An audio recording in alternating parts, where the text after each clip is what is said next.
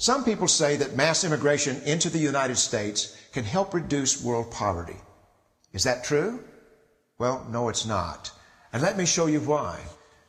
This gumball represents the 1 million legal immigrants that the United States has taken every year on average since 1990. In Africa alone, there are 650 million people who make less than $2 a day. 650 million. And in India, another 890 million people, desperately poor. China adds another 480 million people, making less than $2 a day. And unfortunately, the rest of Asia has a heartbreaking 810 million people who the World Bank says make less than $2 a day. And finally, there's 105 million of Latin America's population that are desperately poor. All told, the World Bank says there are 3 billion people in the world. 3 billion people who are desperately poor, making less than $2 a day. That's 3,000 gumballs.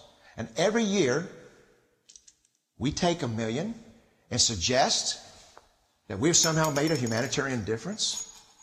Even if we went by the most radical proposals in Washington, which are to actually double our immigration to 2 million a year,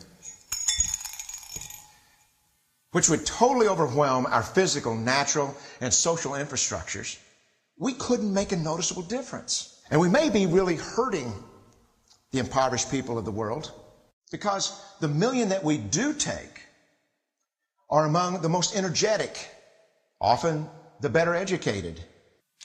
Last year, when we took 1 million immigrants, these countries added, births over deaths, 80 million more people into the impoverished populations.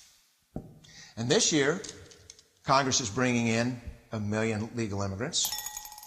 And this year, according to the United Nations, these countries are expected to add another 80 million people. We could take 5 million a year, but we'd never get ahead of what's happening in these countries. Not in this century.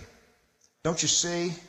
Immigration can never be an effective or significant way to deal with the suffering people of the world. They have to be helped where they live. Let's help them there.